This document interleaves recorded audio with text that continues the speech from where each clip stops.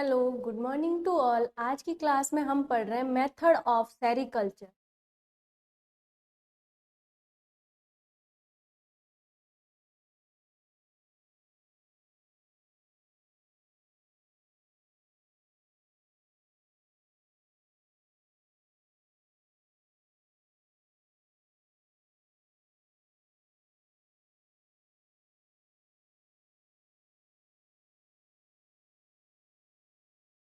Silk worm के पालन की कौन कौन सी विधियां हैं। अब हम सेरिकल्चर जब पढ़ते हैं तो इनकी रेयरिंग कृत्रिम रूप से हम इनका पालन करते हैं। ये पालन क्यों करते हैं? क्योंकि हमें रेशम के धागे के उत्पादन के लिए सिल्क मोथ का पालन किया जाता है। पर सेरिकल्चर होता क्या है? कृत्रिम रूप से सिल्क मोथ के पालन को सेरिकल्चर कहते हैं। अब इनके मेथड कौन कौन से? जैसा कि हमें पता है कि रेशम का उत्पादन कई राज्यों में किया जाता है, तो सेरिकल्चर रूप से सिल्क वॉर्म का सेरिकल्चर में कृत्रिम रूप से सिल्क वॉर्म का पालन, इनको भोजन, कोकून निर्माण, देखभाल आदि गतिविधियां शामिल होती है। फर्स्ट इनका आ जाएगा रेयरिंग,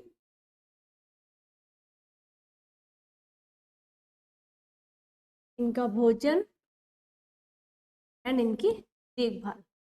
पालन,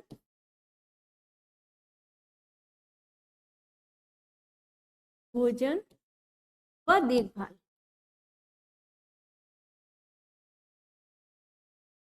जब हम किसी भी सिल्क वॉर्म का पालन करते हैं तो इसके लिए इम्पोर्टेंट होते हैं कि हम उसका पालन किस विधि से कर रहे हैं, उनको भोजन किस प्रकार का दे रहे हैं तथा उनकी केयर किस प्रकार से की जा रही है।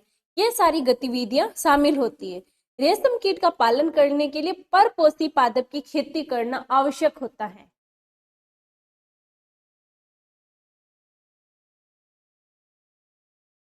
परपोषी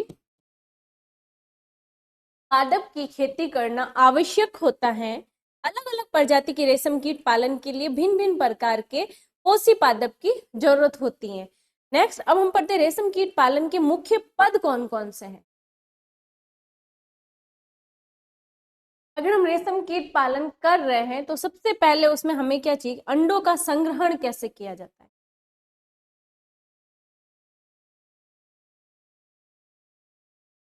कलेक्शन ऑफ एग या फिर अंडों का संग्रह।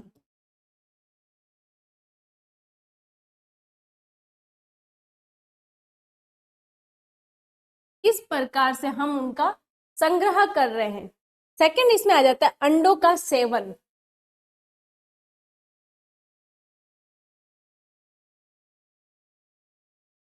इंक्यूबेशन ऑफ एग या फिर अंडों का सेवन।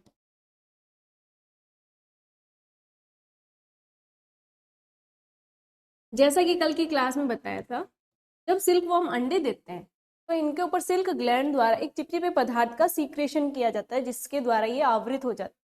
उसके बाद इनका इंक्यूबेशन किया जाता है, मीन सेवन या फिर उष्मायन किया जाता है। तो वो किस प्रकार से किया जाता है। थर्ड इसमें आ जाता है लार्वा का पालन, रेयरिंग ऑफ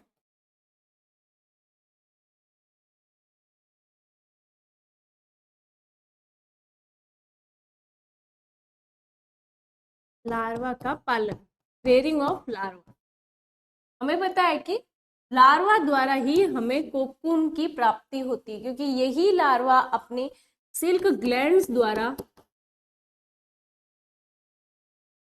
एक चिपचिपे पदार्थ का सीक्रेशन करता है, जिसे ये अपनी बॉडी पे चारों तरफ लपेटना स्टार्ट कर देता है।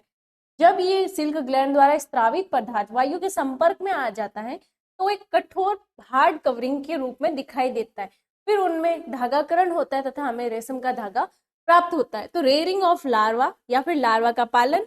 नेक्स्ट आ जाता है कोकून की प्राप्ति। लार्वा का पालन करेंगे तो ये सिल्क ग्लैंड द्वारा एक पदार्थ का सीक्रेशन करेगा जिससे कि हमें कोकून प्राप्त होता है।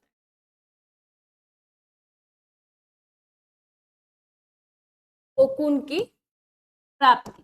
जब हमें कोकून प्राप्त हो रहा है तो उस कोकून से हम किस प्रकार से रेशम का धागा बना रहे हैं, तो वो आ जाएगा पोस्ट कोकून प्रक्रिया।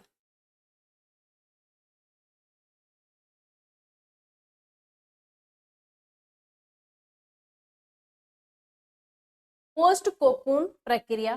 तो हम मेथड ऑफ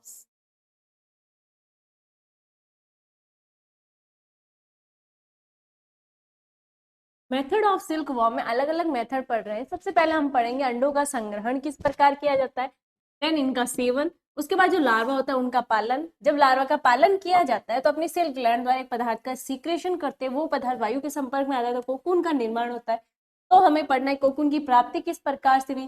देन इसी कोकून में जब धागाकरण होता है तो हमें पोस्ट उस धागाकरण की प्रक्रिया को हम पोस्ट कोकून प्रक्रिया पढ़ते हैं, जिससे कि हमें पूर्ण रूप से रेशम के धागे की प्राप्ति हो जाती है। तो स्टार्ट करते हैं हम फर्स्ट कलेक्शन ऑफ एग।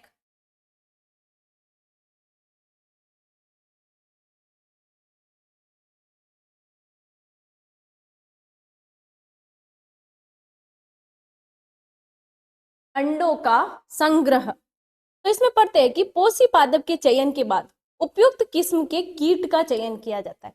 पहले तो हम परपोषी पादप का चयन करते हैं।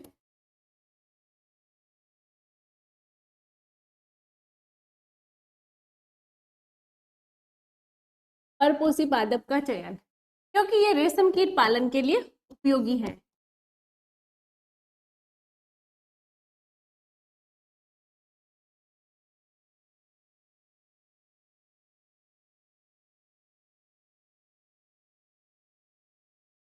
रेशम कीट पालन के लिए उपयोगी है, इसलिए हम सबसे पहले परपोषी पादप का चयन करते हैं। उसके बाद हम चयन करते हैं कि किस प्रकार का कीट चाहिए हमें। तो सेकंड स्टेप आ जाएगा कीट का चयन।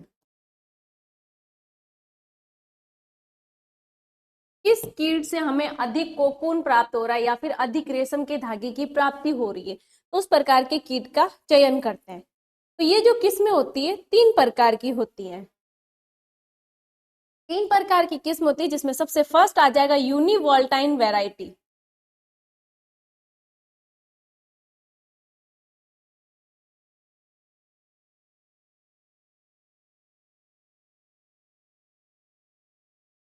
फर्स्ट यूनिवोल्टाइन, सेकंड बाईवोल्टाइन,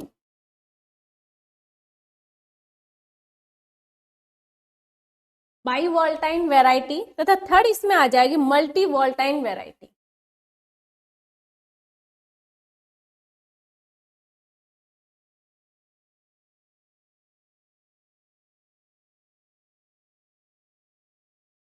अब ये होते क्या है, ये बीजों की किस्म होती है कि किस किस प्रकार की हमें बीज किस्म चाहिए। सबसे फर्स्ट हम पढ़ रहे हैं यूनिवोल्टाइन वेराइटी। यूनिवोल्टाइन वेराइटी या एक प्रज किस्म।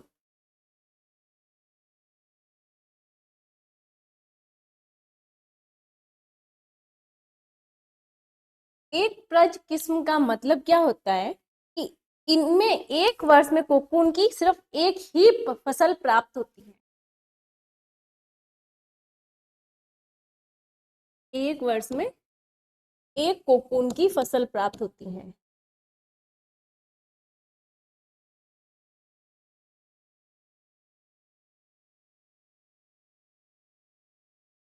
इसीलिए इन्हें कहते हैं एक प्रज किस्म। सेकंड हम पढ़ते हैं द्विप्रज किस्म या बाईवोल्टाइन वेराइटी।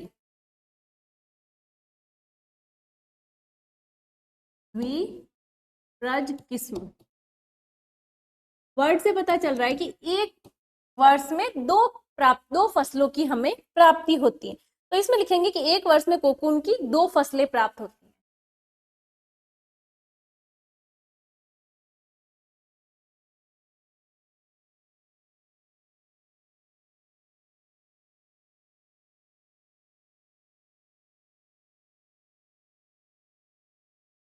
एक वर्ष में 2 कोकून फसल की प्राप्ति होती है।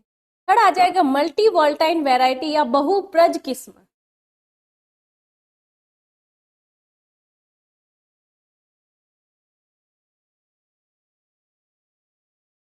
बहुप्रज किस्म मतलब एक वर्ष में एक से अधिक फसल की प्राप्ति होती है।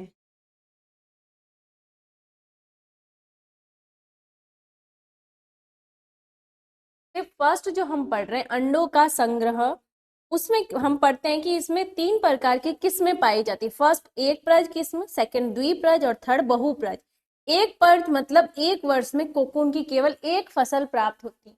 द्विप्रज मतलब एक वर्ष में कोकून की 2 फसलें प्राप्त होगी।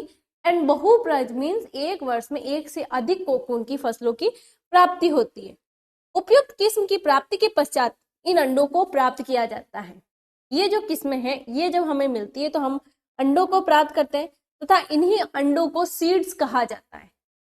इनसे जो एग्स प्राप्त होते हैं उन्हें सीड्स या फिर बीज कहा जाता है।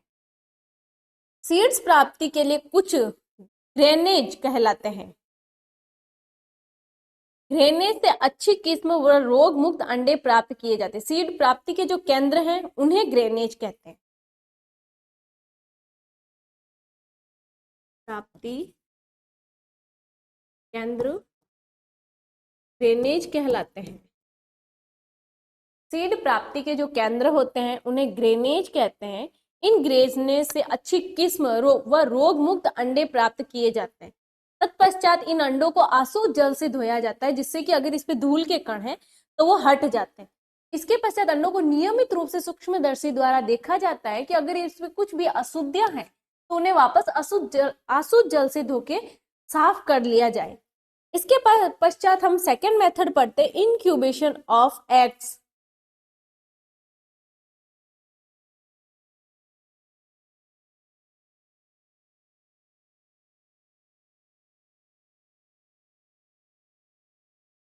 अंडों का उष्मायन। अंडों का उष्मायन किस प्रकार से किया जाता है? तो अंडों से लार्वा की प्राप्ति के लिए इनका सेवन किया जाता है। एक से लार्वा की प्राप्ति के लिए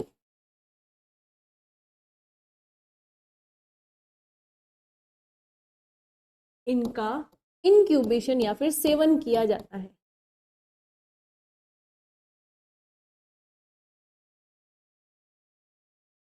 यह इंक्यूबेशन क्या होता है कि इसे एक निश्चित तापमान पर रखा जाता है जिससे कि ये फटाफट अंडों से लार्वा में कन्वर्ट हो सके। तो फर्स्ट लाइन के अंडों से लार्वा की प्राप्ति के लिए इनका सेवन किया जाता है। इसके लिए आवश्यक है शहतूत की पत्तियां उपलब्ध हो। मेन क्या है? मलबरी लीफ का होना।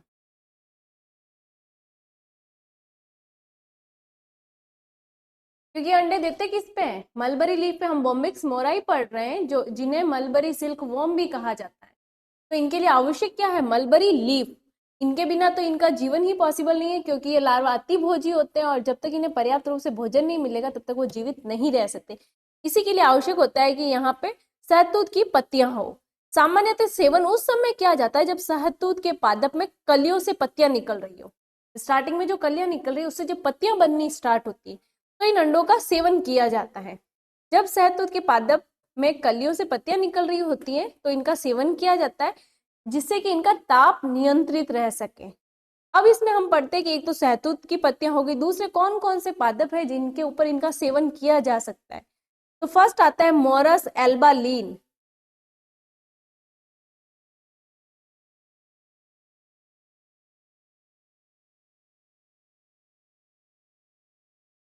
मोरस एल्बालीन ये एक सफेद प्रकार का होता है तथा इसे सामान्य भाषा में तूत या फिर तूतरी कहा जाता है।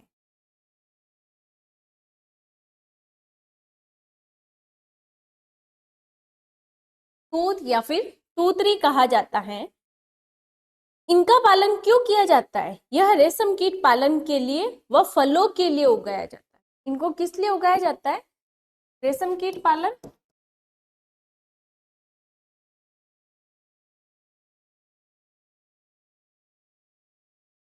एंड फलों के लिए इनका उपयोग किया जाता है। सेकंड हम पढ़ते हैं मोरस इंडिका ली।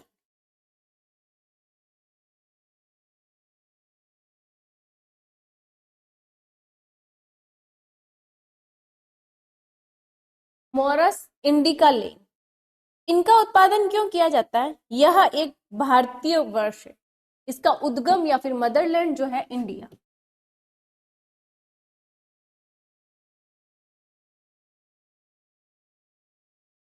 अभी तो इसके नाम में इंडिका आ रहा है क्योंकि इनकी जो मातृभूमि है वो इंडिया है तथा तो इसे सामान्य भाषा में शहतूत का वृक्ष कहते हैं, मलबरी टी।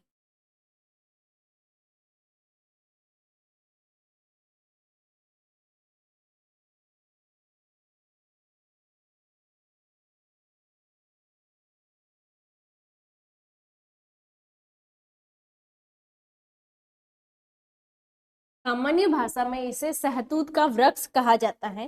चाहे शहतूत वृक्ष कह दो या फिर मोरस इंडिका लीन कह दो, वो का वो है। और इनका पालन तो स्टार्टिंग से हम पढ़ रहे हैं कि शहतूत का पालन क्यों, शहतूत की खेती क्यों की जाती है, क्योंकि रेशम कीट पालन के लिए शहतूत की पत्तियां बहुत आवश्यक होती हैं। तो इसे सामान्य भाषा में शहतूत कहते हैं। इसे भी फलों व रेशम कीट पालन के लिए उगाया जाता है।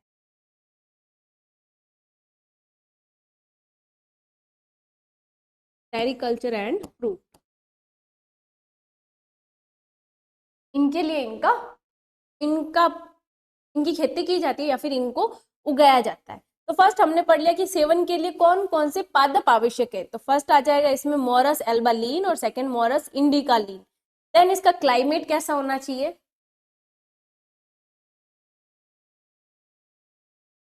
जब हम इनका इंक्यूबेशन कर रहे हैं तो इनका क्लाइमेट या फिर जलवायु कैसी होनी चाहिए। वैसे तो जो शहतूत के पौधे होते हैं समशीतोष्ण क्षेत्रीय वृक्ष है।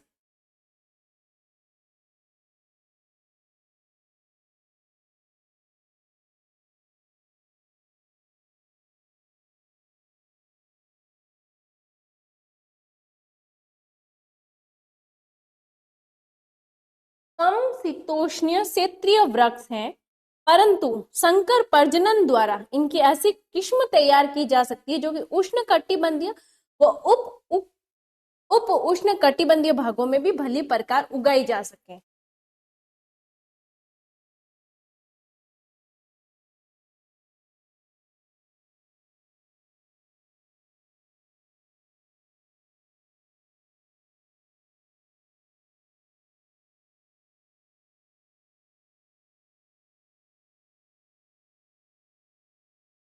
वैसे तो शहतूत का पौधा कैसा है, समशीतोष्ण क्षेत्रीय वृक्ष है, परंतु अगर इनमें संकर प्रजनन करवाया जाए तो ये उष्ण कटिबंधीय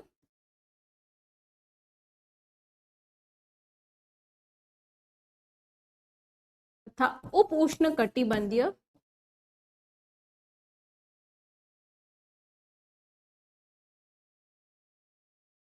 उप उष्ण कटिबंधीय क्षेत्र में भी आसानी से उगाया जा सकता है। तो इनका क्लाइमेट नॉर्मली कैसा होना चाहिए, समशीतोष्ण प्रकार का होना चाहिए। देन क्लाइमेट के बाद पढ़ते हैं हम इसमें कि इनकी जो सॉइल है वो कैसी होनी चाहिए। सॉइल या फिर मृदा ये किस प्रकार की होनी चाहिए, तो अच्छी फसल व पोषक पत्तियों की वृद्धि के लिए दोमट मिट्टी होनी चाहिए।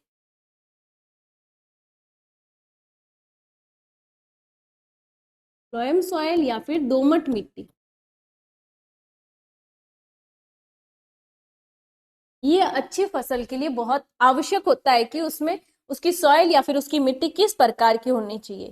तो हम अगर शहतूत की बात कर रहे हैं तो अच्छी फसल व पोषक पत्तियों की वृद्धि के लिए दोमट मिट्टी आवश्यक होती है। इसमें पत्थर नहीं होने चाहिए, एकदम साफ होनी चाहिए। शहतूत के वृक्षों की अच्छी वृद्धि के लिए इनका जो पीएच होता है वो उदासीन होना चाहिए।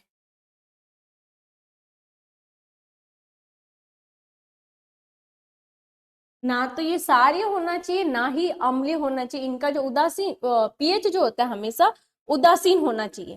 देन हम पढ़ते हैं प्लांटेशन या पौधारोपण। हमने क्लाइमेट देख लिया, सॉइल देख लिया, तो इनमें पौधारोपण किस प्रकार से किया जाता है। बीज देख लिए कि बीज इस प्रकार के होने चाहिए, क्लाइमेट इस प्रकार का, सॉइल इस प्रकार की। देन हम पढ़ते हैं कि इनमें पौधारोपण किस प्रकार से किया जाना चाहिए। तो ये निम्न दो प्रकार से होता है। फर्स्ट, इनके सीड्स, टू टाइप से प्लांटेशन होता है जिसमें हम पढ़ते हैं फर्स्ट सीड्स। दिसंबर तथा मई में शहतूत के बीज उगोए जाते हैं। ये नवोद्भिद पौधे तीव्रता से बढ़ते हैं जिन्हें पूरे पौधे सहित या फिर फूंट के रूप में जून जुलाई व नवंबर माह के दूसरे स्थान पर रोप दिया जाता है। जैसे हम बैंगन के पौधों का करते हैं, स्टार्टिंग में जो उनके बीज होते हैं एक स्थान पे उगाए जाते हैं, परंतु जब वो थोड़े से बड़े होने लगते हैं तो हम उसे वहां से हटा के किसी और स्थान पर लगा देते हैं। तो इनका जो स्टार्टिंग में सीड होता है वो दिसंबर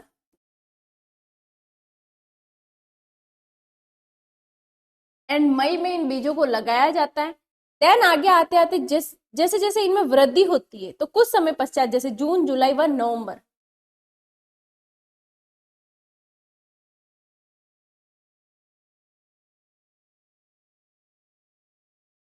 जून जुलाई व नवंबर में क्या करते हैं, इन पौधों को वहां एक स्थान से हटा के दूसरे स्थान पर वापस रोप दिया जाता है।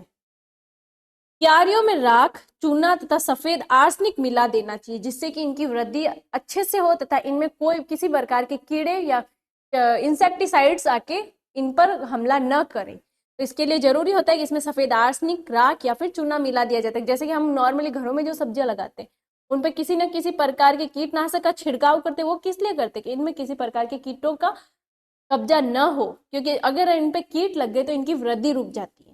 तो फर्स्ट हमने पढ़ लिया कि सीड लगाए कब जाते हैं और एक स्थान से दूसरे स्थान पर वापस इनको रोपित कब किया जाता है। तो दिसंबर और मई में लगाया जाता है, जून जुलाई या फिर नवंबर में आते आते इन्हें एक स्थान से हटा के दूसरे स्थान पर वापस इनका रोपण कर दिया जाता है। देन इसमें आता है कटिंग,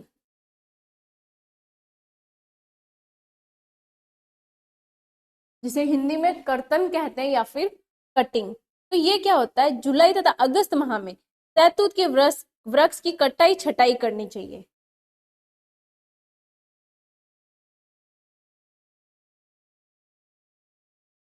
जुलाई व अगस्त माह में क्या करते हैं, जैसे ये बढ़ गए तो इनकी तिरछी अवस्था में इन्हें काट दिया जाता है। काटने के बाद क्या करते हैं, इन्हें दूसरे खड्डों में वापस रोपित कर दिया जाता है। जैसे हम कलम करते हैं इसी प्रकार से इनका कलम कर दिया जाता है, वह दूसरे खड्डे बना के उनमें इनका रोपण कर दिया जाता है, वह इसमें गोबर खाद मिलाई जाती है, जिससे कि इनकी वृद्धि आसानी से हो। ये जो पौधे होते हैं दिसंबर जनवरी या जुलाई में उगाए जाते हैं।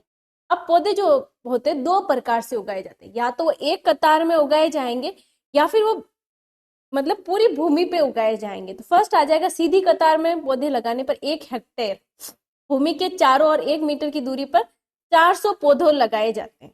1 मीटर की दूरी पे कर करके पौधे लगाए जाते हैं, जो कि टोटल 400 होते हैं। दूसरा हो जाएगा अनेक कतारों में। एक तो हो जाता है जैसे कि हमारा ये एरिया है, तो इसमें सिर्फ कतार में कुछ इस तरह से उगाया जाता है और इनमें दूरी रखी जाती है। वो दूरी लगभग कितनी हो जाती है, लगभग 1 मीटर की दूरी पे लगाए जाते हैं। तो टोटल कितने लगाए जाते हैं, 400 प्लांट्स लगाए जाते हैं। तो ये तो हो जाता है एक सीधी कतार में। दूसरा हो जाता है कि अन्य कतारों में पूरी भूमि पर शहतूत के पौधे लगाए जाते हैं।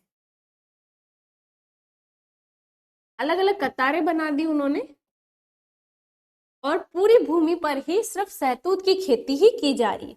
तो दो प्रकार से इन पौधों को लगाया जाता है। इसमें प्रत्येक में 1 मीटर की दूरी पर, इसमें भी दूरी तो सेम ही रहेगी 1 मीटर की, परंतु पौधों की संख्या लगभग 10,000 के समथिंग आ जाती है 1 हेक्टेयर में। इसमें 1 हेक्टेयर में 400 ही थी, परंतु इसमें 10,000 के समथिंग पौधे हम इजीली लगा सकते हैं। तो ये दो विधियां होती, एक सिर्फ एक कतार में और एक ये पूरी भूमि पे पौधे लगा दिए जाते हैं। इसके बाद हम पढ़ते हैं, जब हमने इनकी कटिंग कर ली तो फिर इनमें उर्वरक कैसे डाले जाते हैं, फर्टिलाइजर।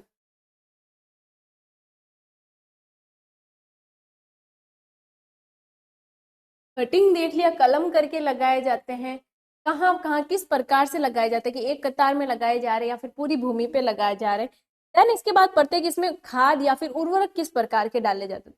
तो फसल में खाद डालने के लिए दिसंबर से जनवरी तक का समय जो होता है वो उचित होता है।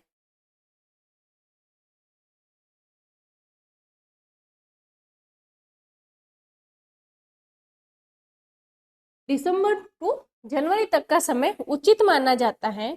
यद्यपि खाद की जो वास्तविक मात्रा होती है वो भूमि के परीक्षण के पश्चात ही निश्चित की जा सकती है। जैसे कि भूमि किस प्रकार की, कितनी उपजाऊ है कितनी नहीं है, उसी के आधार पर ही हम इसमें खाद डालते हैं। तो अलग अलग प्रकार की, जैसे कि अब इसमें हम देखते हैं कि पौधे की आयु भी देखनी होती है कि किस आयु का पौधा है तो उसमें कितनी डलनी चाहिए।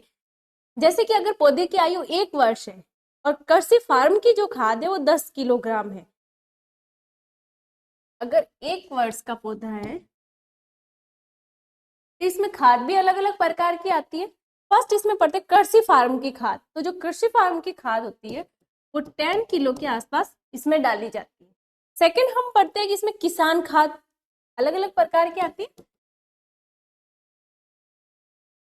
तो किसान खाद लगभग 500 ग्राम के आसपास आती है।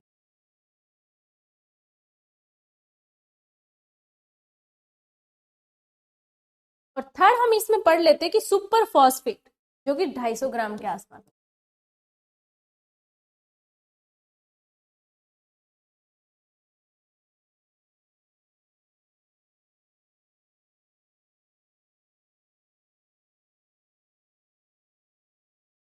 किसान खाद, सुपर फॉस्फेट एंड कृषि फार्म की खाद।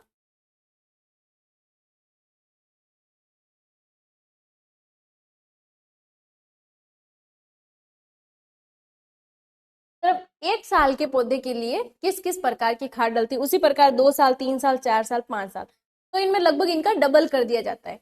जैसे 1 साल था तो 10 kg आ जाएगी, तो इसी में अगर 2 ईयर आगे तो ये 20 आ जाएगी। ये 500 ग्राम थे तो 1000 ग्राम हो जाएंगे, 250 ग्राम जहाँ थे वहाँ 500 ग्राम आ जाएंगे, मतलब इनका डबल कर दिया जाता है। देन हम इसमें पढ़ते हैं कि इनकी कटाई, छटाई तथा छंगाई। हम पौधों की छंगाई किस लिए करते हैं कि उनमें वापस अच्छी तरह से उनकी वृद्धि हो सके। तो नेक्स्ट हम पढ़ रहे हैं इनमें पर्निंग एंड थिनिंग।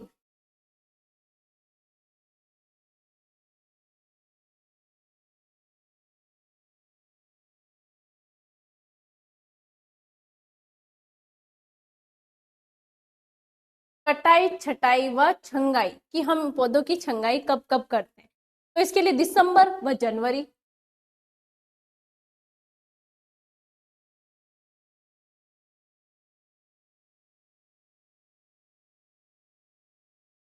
ये कटाई व छंगाई के लिए उपयुक्त समय होता है। 3 से 5 वर्ष के पश्चात शहतूत के पौधे रेशम कीट पालन के लिए तैयार हो जाते। लगभग इन्हें टाइम कितना लगता है, 3 to 5 ईयर। उसके पश्चात इन पे हम रेशम कीट का पालन इजीली कर सकते। शहतूत मोरस, जिसे हमने मोरस एल्बा, या कश्मीरी सफेद या काला शहतूत या फिर सफेद फिलीपींस, जल्दी तैयार होने वाली प्रजातियां अधिक प्रयोग में की जाती है। भारत में फिलीपींस की जल्द तैयार होने वाली प्रजाति सबसे अधिक पसंद की जाती है क्योंकि ये तेजी से वृद्धि करती है। तो कौन कौन से आ जाएगी, सफेद शहतूत, कश्मीरी सफेद या फिर काला शहतूत।